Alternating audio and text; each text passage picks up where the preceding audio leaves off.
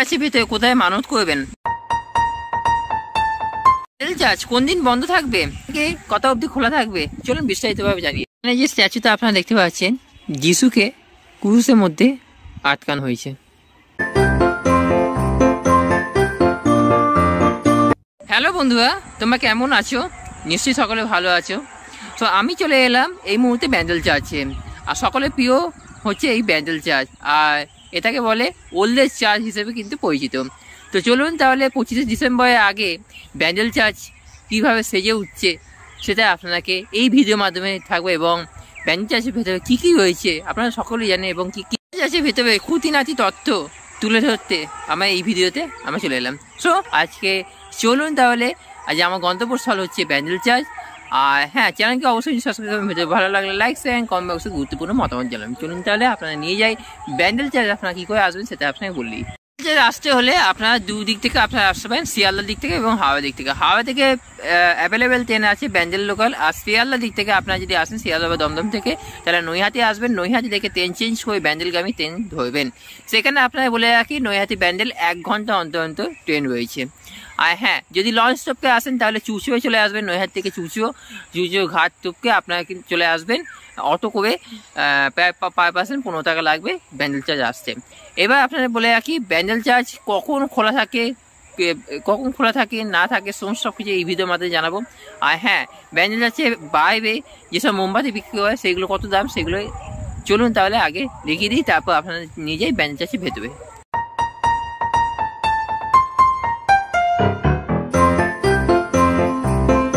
আমি চলে এলাম এই মুহূর্তে ব্যান্ডেল চার্চের সামনে। আর এই হচ্ছে ব্যান্ডেল চার্চের গেট। আর ব্যান্ডেল চার্চের গেটে ঠিক অপোজিটে আপনারা দেখতে পাচ্ছেন বিভিন্ন রকমের টায়ার আছে। আর এই টায়ারগুলোর দাম হচ্ছে 30 টাকা থেকে অ্যাবাভ 50 টাকা অবধি দাম। তো চলুন তাহলে ব্যান্ডেল চার্চে ভেতরে আপনারা যাই, আর ব্যান্ডেল চার্চে বাইরে আপনাদেরকে দেখিয়ে দিই, তারপর আমরা ভেতরে প্রবেশ করবো। এই হচ্ছে ব্যান্ডেল চার্চের মেন গেট। আর তার আগে আপনারা দেখিয়ে দিই গির্জা দর্শনের সময়। গির্জা দর্শনের সময় আপনারা দেখতে পাচ্ছেন সকাল 8টা থেকে বিকেল 4:50 পর্যন্ত খোলা থাকবে এই গির্জা। আর এখানে প্রবেশ মূল্য নো এন্ট্রি ফি।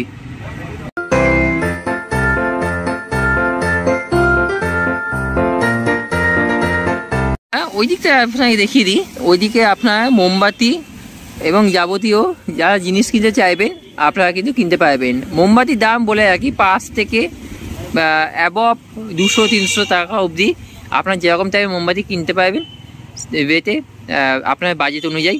আর এখানে আপনারা দেখতে পাচ্ছেন যে পার্ক লজিং মানে বাইক সাইকেল এখানে কিন্তু রাখতে পারবেন। এবং 25শে ডিসেম্বরে এখানে কিন্তু চার্জ হয় 20 টাকা 10 টাকা এরকম চার্জ থাকে এই জায়গাতে। কিছু সাবধানতা অবলম্বন করা আছে, এগুলো আপনারা কিন্তু পজ করে আপনারা দেখতে পারেন, বাংলা, ইংলিশ, হিন্দি।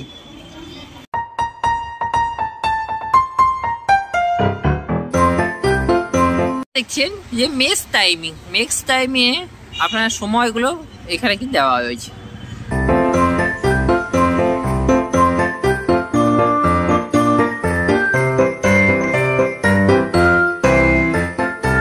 তো গেট থেকে প্রবেশ করে আমরা ভেতরে ঢুকে আমরা সেকেন্ড গেটে আমরা চলে এলাম।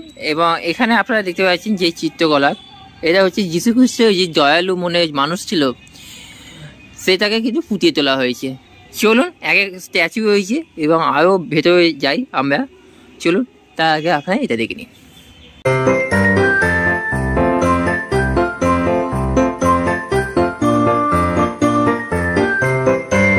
ব্যান্ডেল চার্চের ভেতরে তো আমি ঢুকলামই, আর টোটালটাই আমি ঘুরিয়ে দেখাবো। তার পাশাপাশি একটা ইনফরমেশন জানিয়ে রাখি, ব্যান্ডেল চার্চ শুরু হয়েছে 1599 খ্রিস্টাব্দে। আর ভারতের এটা হচ্ছে সবথেকে ওল্ডেস্ট চার্চ হিসেবে কিন্তু পরিচিত। চলুন তাহলে ভেতরে যাওয়া যাক, আরও কী কী রয়েছে এবং কী কী সাজানো হচ্ছে সেটা খুঁটিনাটি এই ভিডিওর মাধ্যমে থাকবে। চলুন চার্চে আমরা ভেতরে ঢুকে গেলাম। আর ব্যান্ডেল চার্চে বেশ কিছু আপনার স্ট্যাচু দেখলাম। আর এখানে দেখতে পাচ্ছেন যে খ্রিস্টানদের বেশ কিছু এখানে স্ট্যাচু রাখা হয়েছে, এবং তার পাশাপাশি দেওয়ালেও কিন্তু স্ট্যাচু বানানো হয়। এই মুহূর্তে বানানো নেই, 25শে ডিসেম্বরের ঠিক আগের মুহূর্তে কিন্তু বানানো হয়, এখানে থাকবে। তো এখানে বেশ কিছু এখানে স্ট্যাচু দেখতে পাচ্ছেন যে খ্রিস্টানদের স্ট্যাচু।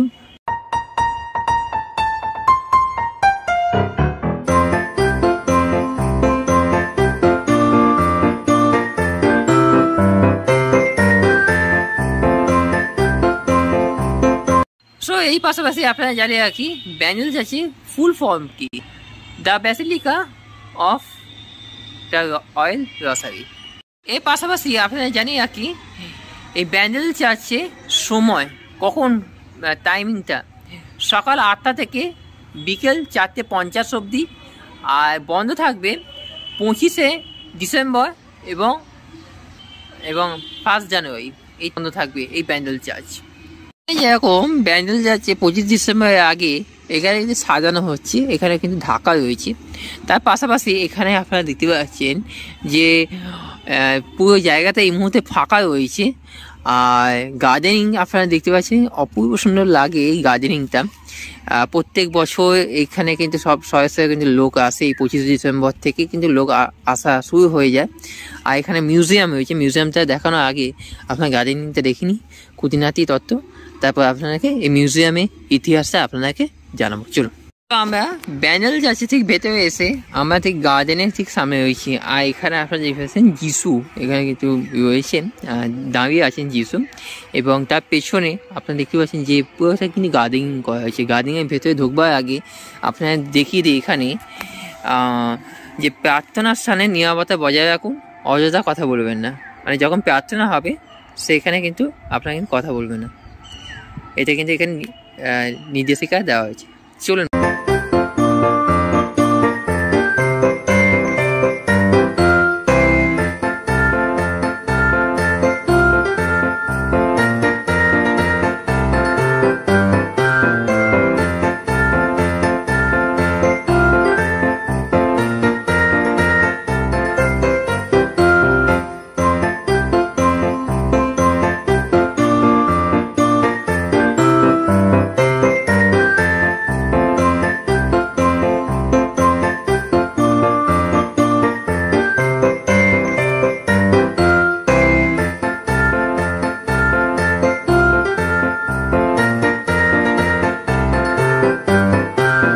আমরা ঠিক ব্যান্ডেল চার্চের ঠিক ভেতরে যে গ্রাউন্ডটা রয়েছে, গ্রাউন্ডে আমরা রয়েছি।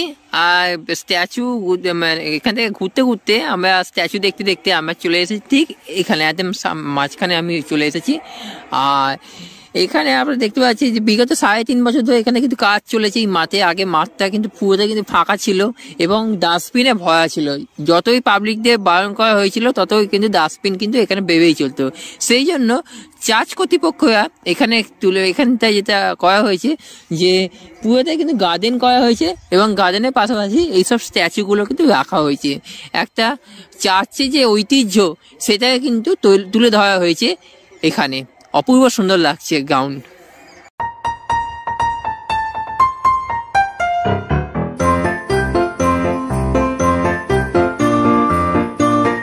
আচ্ছা, মাছ চত্বরটা আপনারা দেখিয়ে দিলাম, এবার আপনারা দেখিয়ে দিই এখানে যে স্ট্যাচুটা আপনারা দেখতে পাচ্ছেন যিশুকে ক্রুশের মধ্যে আটকানো হয়েছে।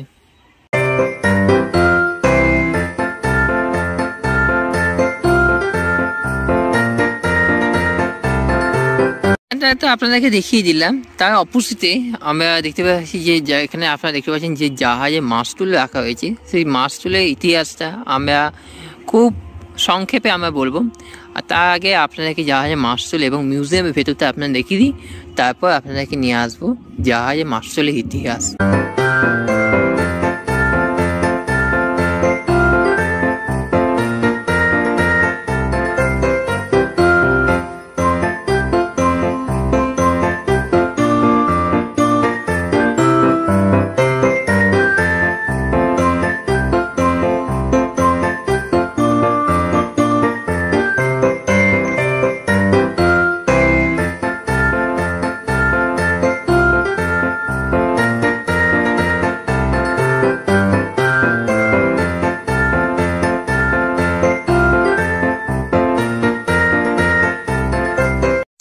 খ্রিস্টাব্দে পর্তুগিজদের জাহাজ যখন বঙ্গোপসাগরে ঝড়ে আটকে পড়েছিল, মেরি মাতা কৃষ্ণ সেই জাহাজ থেকে উদ্ধার করেছিল। তখন জাহাজে যিনি ক্যাপ্টেন তিনি মেরি মাতাকে এই জাহাজে মাস্তুলটা দান করেছিল।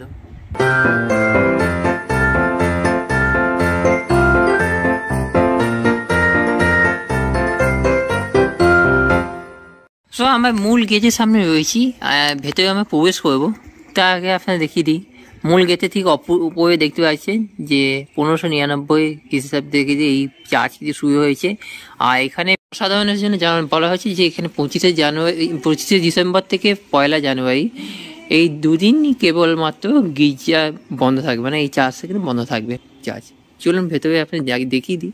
আর তার ভেতরে ঢুকবো, আপনার ঢুকবার ঠিক আগে মুহূর্তে আপনার দেখে প্রার্থনার স্থানে নিরাপত্তা বজায় রাখুন, অযথা কথা বলবেন না।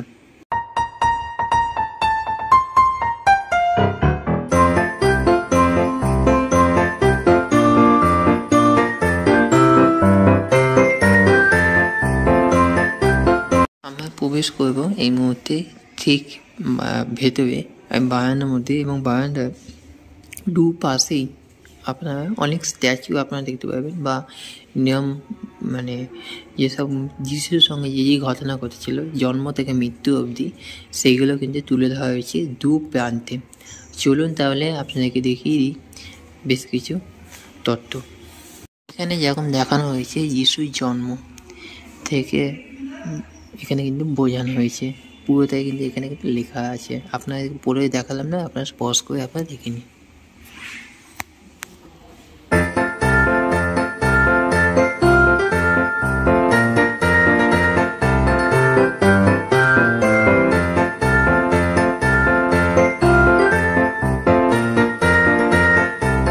দেখতে পাচ্ছেন যিশুর যে ক্রুশ রয়েছে, ক্রুশের মধ্যে কিন্তু যিশু আটকানো, আর তার পাশে এখানে আপনারা দেখতে পাচ্ছেন প্রভু আমার, ঈশ্বর আমার। এখানে হিন্দিতেও আপনার লেখা আছে। সো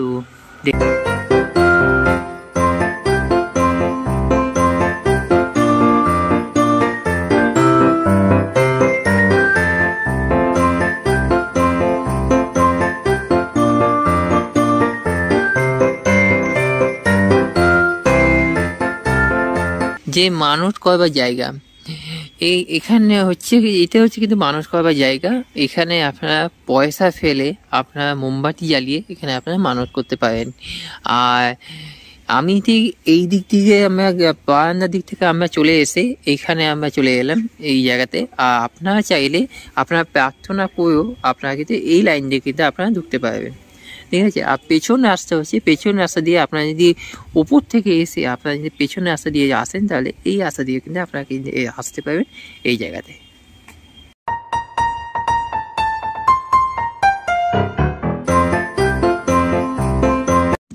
সো আমি এই মুহূর্তে চলে এসেছি ব্যান্ডেল চার্চের ঠিক উপরে। আর ব্যান্ডেল চার্চের খুঁটিনাটি যতটা আপনারা দেখিয়ে দিলাম, ওখানে তো আপনার গ্রাউন্ডটা আপনারা দেখিয়ে দিলাম, প্লাস পাশাপাশি ভেতরে যে মানত করবার জায়গা সেইগুলো আপনারা দেখালাম, এবং বারান্দাতে যে জন্ম থেকে মৃত্যু অবধি যা যা খুঁটিনাটি এখানে তত তুলে ধরেছে সেখানে। এবার আস্তে আস্তে আমরা চলে আসছি নিচে প্রার্থনা রয়েছে এবং ওপরেও কিন্তু প্রার্থনার জায়গা রয়েছে। তার পাশাপাশি আপনারা দেখিয়ে দিই যে ওইদিকে দূরে দেখতে পাচ্ছেন গঙ্গা, আর ওইটা হচ্ছে আপনারা দেখতে পাচ্ছেন যে জুবিলি বিচ, যেটাকে বলে নৈহাটি ব্রিজ, মানে ব্যান্ডেল এবং নৈহাটি কানেকশন ব্রিজ হচ্ছে জুবিলি ব্রিজ। আচ্ছা, আপনারা কি জানিয়ে রাখি যে নৈহাটি থেকে ব্যান্ডেল বা ব্যান্ডেল থেকে নৈহাটি যে কানেকশন যে ব্রিজ আপনারা যেটা বললাম নৈহাটি ব্রিজ, সেটাকে আগে জুবিলি ব্রিজ নামে খ্যাত ছিল। এখন কি নামে পরিচিত সেটা আপনারা কমেন্ট বক্সে অবশ্যই কিন্তু লিখে জানাবেন। এখন কি নামে পরিচিত আমি জানি, আপনারা কি জানেন সেটাই আপনাকে এটা প্রশ্ন থাকলো। উত্তর ভিডিও মাঝখানে থাকবে, তো ভিডিওটাকে অবশ্যই স্কিপ করে দেখবেন না। হচ্ছে প্রার্থনা জায়গা, এই প্রার্থনা জায়গায় আপনারা কিন্তু মানত করতে পারবেন এবং প্রভুকে কিছু জিনিস চাওয়া কিন্তু আপনারা কিন্তু চাইতে পারেন প্রভুকে।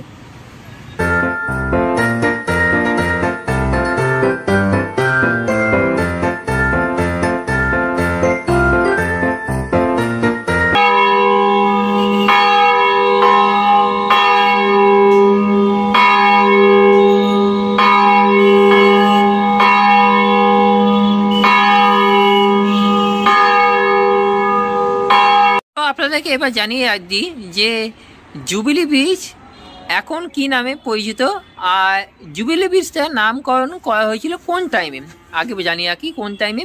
1887 খ্রিস্টাব্দে রানী ভিক্টোরিয়া 50তম জন্মবার্ষিকী উপলক্ষে তারই নাম দিয়ে করা হয়েছিল জুবিলি ব্রিজ। আগে কিন্তু ছিল হুগলি সেতু নামে পরিচিত ছিল, আর তারপর হলো জুবিলি ব্রিজ। আর 2016 সালে জুবিলি ব্রিজে যে পুরনো যে ব্রিজ ছিল তার পাশে নতুন ব্রিজ করা হয়েছে, সেইটা খুলে দেওয়া হয়েছিল 2016 সালে। আর 2016 সালে তার নাম করা হয়েছে জুবিলি ব্রিজের পরিবর্তে সম্প্রীতি ব্রিজ। আর সম্প্রতি কথা অর্থ হচ্ছে সম্প্রীতি। সো চলুন তাহলে আপনাদেরকে দেখিয়ে দিলাম যে চার্চ, ব্যান্ডেল চার্চ আপনারা কী করে আসবেন, কবে খোলা থাকবে, কোন টাইমে বন্ধ থাকবে। সো খুঁটিনাটি এই ভিডিওর মাধ্যমে আপনাকে দেখিয়ে দিলাম। সো চ্যানেলকে অবশ্যই সাবস্ক্রাইব করবেন। ভিডিও ভালো লাগলে লাইক, শেয়ার অ্যান্ড কমেন্ট বক্সে গুরুত্বপূর্ণ মতামত জানাবেন। Thank you so much. সবাই ভালো সুস্থ। আজকে এই পর্যন্ত, আবার দেখা হবে অন্য কোনো ভিডিওর মাধ্যমে। Thank you so much. সবাই ভালো সুস্থ। আপাতত বাই।